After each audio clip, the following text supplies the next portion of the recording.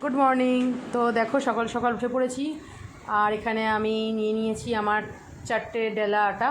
তো আগে আমি রুটিটা করে নিই। আর আগে তো মোটামুটি সবই ক্লিন করে রেখেছি রাত্রেই, তো দেখতেই পাচ্ছ বাসন টাসনগুলো।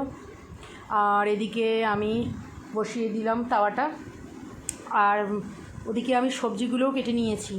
এখানে দেখতে পাচ্ছ যেমন ডাঁটা আলু বেগুনের ঝোল করব আজকে, আর টমেটো দিয়ে, এটা পাতলা ঝোল, খুব ভালো হয় খেতে।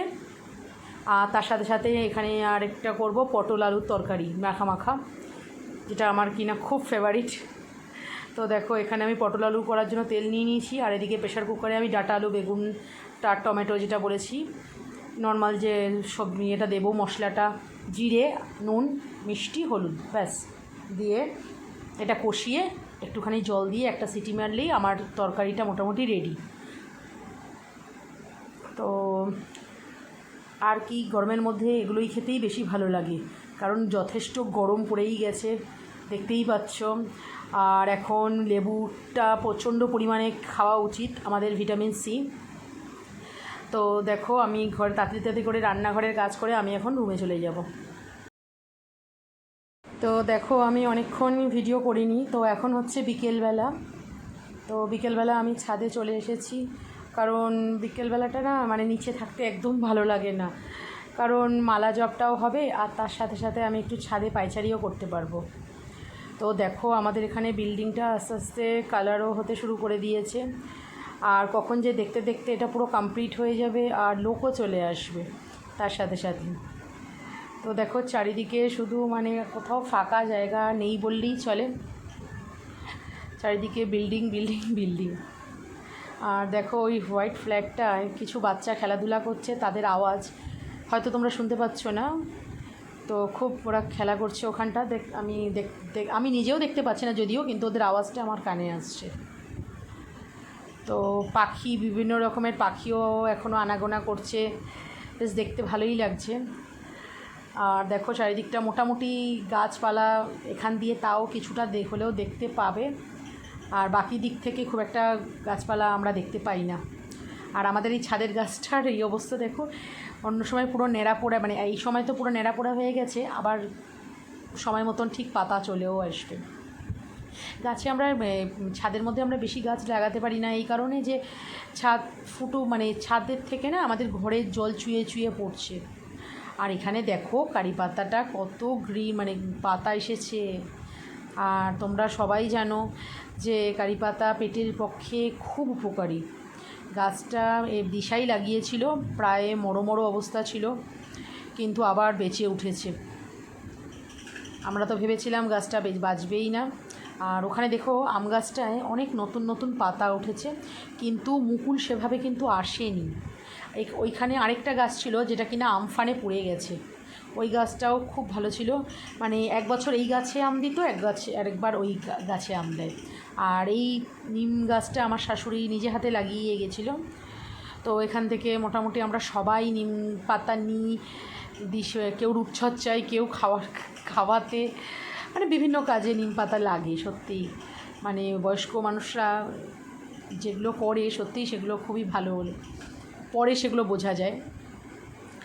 তো দেখো বিকেলবেলা ছাদের ওয়েদারটা খুবই ভালো। তো আমি এখন নিচে চলে আসলাম, আর নিচে এসে এই 1 লিটার জলটা আমাকে শেষ করতে হবে, কারণ আমি জল একবারেই কম খাচ্ছি, খেয়াল থাকে না জানো তো, এটাই হচ্ছে আসল কথা। তো ঘড়িতে দেখো 6টা বাজে। তো আমি এখন চলে যাব আমার সন্ধে দেওয়ার জন্য, কারণ সন্ধে হয়ে যাচ্ছে, যদিও ঘড়িটা আমার 5 মিনিট ফাস্ট আছে। আজকে আমি বানাচ্ছি হলো গিয়ে ক্রিস্পি কর্ন। তো এটা আমি খেয়েছিলাম CC2-তে, আর দেখে আমার খুব ভালো লাগে। আর নর্মালি আমি কর্ন কখনো ভাজি না, বাট আজকে আরাম তো ভেজেই নিই। তো আজকে আমি কী বলে ক্রিস্পি কর্ন, হ্যাঁ ভুলে গেছিলাম, ক্রিস্পি কর্ন করছি। দিও না ওটা, ছেড়ে দাও, ওটা তো থাকবেই। দেখি মজা, খুব টেস্টি হবে। কিছুই না, কর্নটাকে সেদ্ধ করে নিয়েছিলাম, অ্যাকচুয়ালি আমি কালকেই করেছিলাম রাত্রেবেলা খাওয়ার জন্য, বাট তার ভাবলাম না, আর পেটটা ভরা ছিল, খাইনি, তো ওটা ফ্রিজে রেখে দিয়েছিলাম, আজকে বার করলাম। তো ওটার মধ্যে একটু কর্নফ্লাওয়ার দিয়ে দিলাম, একটু সস দিয়ে দিলাম, আর টমেটো সস আছে না, চিলি সামথিং, এর ওটা সুইট অ্যান্ড সাওয়ার সস, ওটা দিয়েছি। কিষানের ওই সসটা খুব ভালো। আর গোলমরিচ দিয়ে দিয়েছি, নুন দিয়ে দিয়েছি, ভালো করে মিক্স করে তারপর জাস্ট বাটারে ভেজে নিচ্ছি। খুব টেস্টি লাগে খেতে। আজকে আমি তোমাদের সাথে শেয়ার করব কলকাতা স্টাইলের বিরিয়ানি। তো আমি এই ফার্স্ট টাইম বানাচ্ছি। আমি সাধারণত বাংলাদেশ স্টাইলেই বানাই প্রেশার কুকারে। তো এখানে আমি ভাতের হাঁড়িতে বসিয়ে দিয়েছি গরম জল, এই যে। আর চালটা আমি প্রায় আধ ঘন্টা 30 মিনিটস হয়ে গেল ভিজিয়ে রেখেছি। এটা বিরিয়ানির চাল। দেখো এখানে আমি রোস্ট করেছি মশলাগুলো।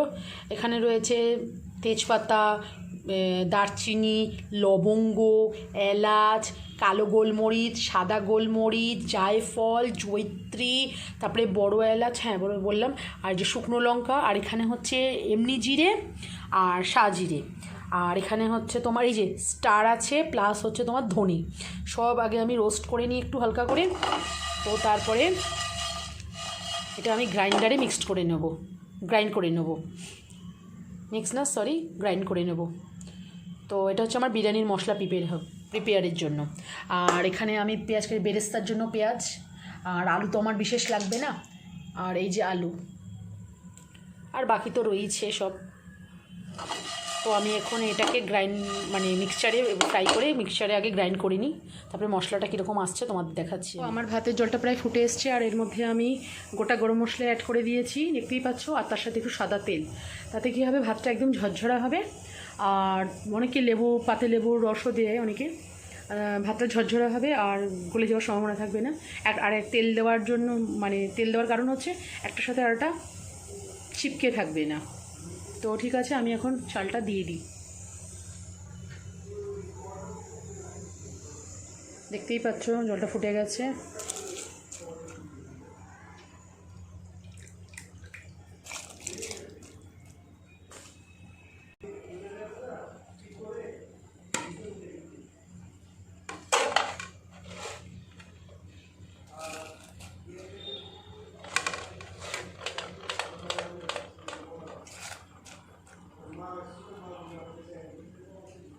তো এখানে আমি মাংসটা দই দিয়ে ম্যারিনেট করে রেখেছি, আর বাকি মশলাগুলো আমি এর মধ্যে দিচ্ছি। আমাদের ভাতটা একেবারেই ঝরঝরা হয়ে গেছে, একদম ঝরঝরা হয়ে গেছে ভাতটা, আর তার সাথে সাথে মশলাও পেস্ট হয়ে গেছে, দেখাচ্ছি। তো দেখো আমাদের বিরিয়ানির মশলাটাও একদম রেডি। এটা রেখে দেওয়া যাবে একটা কন্টেনারে, ভালো করে টাইট কন্টেনারে আমি রেখে দিতে পারবো। আবার আমি নেক্সট বার যখন করবো তখন এটাই ইউজ করতে পারবো। আমি একটা আলুকেই মাঝখান থেকে দুভাগ করে নিয়ে সেদ্ধ করতে বসিয়ে দিলাম। আর এখানে আমি মাংসটাকে দই, আদা, রসুন, পেঁয়াজ, গুঁড়ো লঙ্কা, ধনে, জিরে আর নুন দিয়ে ম্যারিনেট করে রেখে দিয়েছি, আর কাঁচা লঙ্কা দিয়ে ম্যারিনেট করে রেখে দিলাম আধ ঘন্টার মতন। তারপরে আমি এখন মাংসটাকে বসিয়ে দেবো। তো এখানে আমার মাংসটা আমি এখানে দিয়ে দিয়েছি, অল্প ঘি ফোড়ন দিয়েছি, আর একটু সামান্য সাদা তেল দিয়ে মাংসটা আমি যেটা ম্যারিনেট করে রেখেছিলাম সেটা আমি এখানে বসিয়ে দিয়েছি। আর অপর দিকে দেখো আমার বেরেস্তাটাও হয়ে গেছে, যেহেতু বিরিয়ানির পরিমাণ অল্প, আর আলু দুটো সেদ্ধ করে ভেজে রেখেছি। আর তার সাথে সাথে এখানে দেখো দুধের মধ্যে আমি একটু ফুড কালার দিয়েছি, কেওড়া জল, গোলাপ জল আর আতর, ব্যাস এটাই দিয়েছি। এটা পরে আমি ওখানে ভাতে ছড়িয়ে দেবো যখন আমি লেয়ারগুলো বানাবো ভাতে। তোমরা তো সবাই জানো, তো তারপরেও আমি তোমাদের সাথে শেয়ার করছি বিরিয়ানি রান্না। প্রথমে আমি দেখতেই পাচ্ছ ঘিটা একটু দিয়ে দিই অল্প পরিমাণে, লেয়ার করব, বিরিয়ানির লেয়ার দেবো। আর আমার কাছে ডেচকিটা আপাতত আমি ঢোকানো আছে, বার করতে পারছি না, তো আমি এই প্যানটার মধ্যেই করে নিলাম। তো এখন আমি রাইসটা দিয়ে দিই।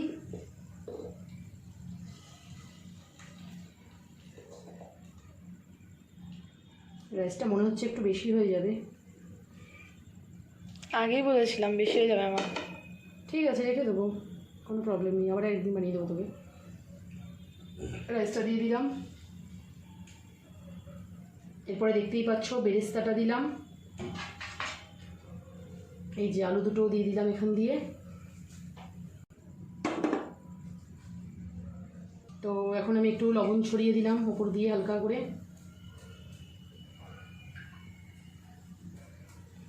তারপরে দেবো বিরিয়ানির মশলাটা, এই যে বিরিয়ানির মশলাটা উপর দিয়ে ছড়িয়ে দিলাম।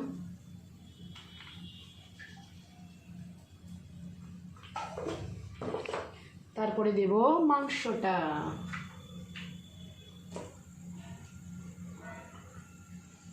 এই দিক দিয়ে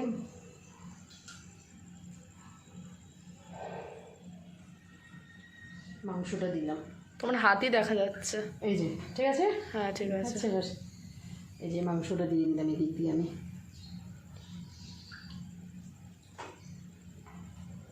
ঠিক আছে। তারপরে আমি আবার রাইস দেবো এখানে। এই যে রাইসটা আবার দিয়ে দিলাম উপর দিয়ে। চালগুলো বেশ ভালো, চালটা। Excuse me. এই যে রাইসটা দিয়ে দিলাম, আর বাকি বেরেস্তাটাও আমি দিয়ে দিচ্ছি উপর দিয়ে ছড়িয়ে। ঠিক আছে। বিরিয়ানি করা তো ইজি।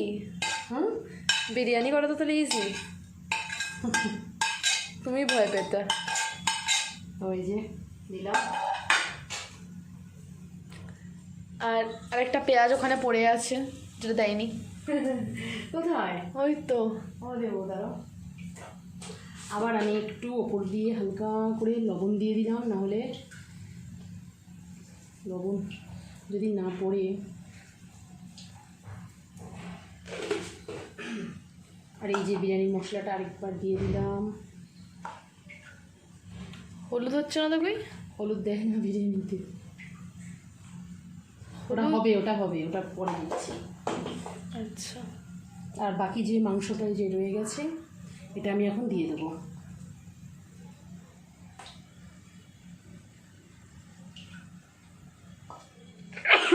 Excuse me. ওই বিরিয়ানির মশলাটার জন্য এটা হচ্ছে। দেখো বাকি মাংসের মশলাটাও আমি এখানে অ্যাড করে দিলাম। লাস্টে দেখো আমি একটু ঘি ছড়িয়ে দিচ্ছি, স্মেলটা ভালো আসবে। আর তার সাথে এখানে আমি যেটা, এই যে আমার ফুড কালার, দুধ, কেওড়া জল, আতর, গোলাপ জল যেটা মেশানো আছে, সেটা এখানে ঢেলে দেবো আমি এখন। পুরোটা? না না, পুরোটা হয়তো লাগবে না আমাদের। বাবা এত দিও না, জল জল জল জল হবে। না, এটা শুকিয়ে যাবে, দাঁড়াও।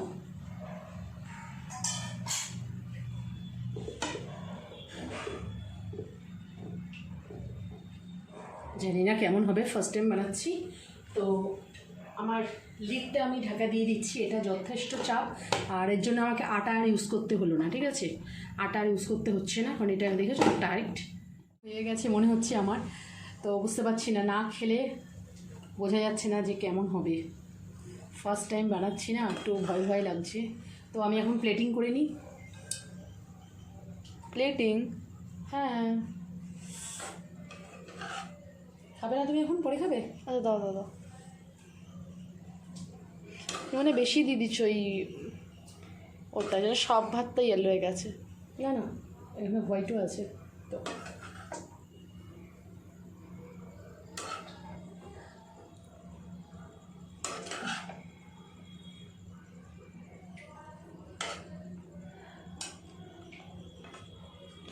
আমি আগে খাবো। আমার হাজব্যান্ডের প্লেট। না, ওঠো। শুয়ে আছে, আরেকজন গন্ধ পাইনি মনে হচ্ছে, তাকে দেখানো যাচ্ছে না কারণ সে এখন খুব সুন্দর অবস্থায় আছে, তাই। ওঠো।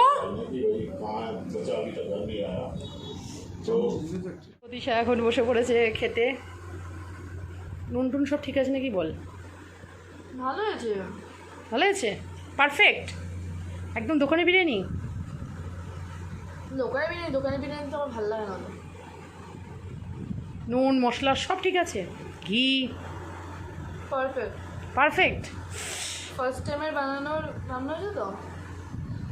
এরপরে আস্তে আস্তে করতে করতে সরবরাহ হয়ে যাবো। তো নুনটা মিক্স হয়নি। হ্যাঁ, মিক্সও হয়নি, মানে একটু দারুণ আছে। তো ঠিক আছে, দেখতেই পাচ্ছ তোমরাই, ফার্স্ট টাইম বানিয়েছি তো। আমি জানি তোমরাও বানাও নিশ্চয়ই বাড়িতে। তো আমারটাও শেয়ার, মানে আমারটাও আমি শেয়ার করলাম।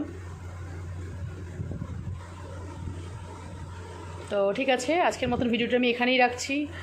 আর অবশ্যই বিরিয়ানিটা কেমন দেখতে, বা অবশ্যই তোমাদের আমি খাওয়াতে পারছি না ভিউয়ার্সদের, তো কেমন হয়েছে প্লিজ তোমরা জানিও কমেন্টসে। তো আজকের মতো ভিডিওটা এখানেই রাখলাম। Tata, good night and take care.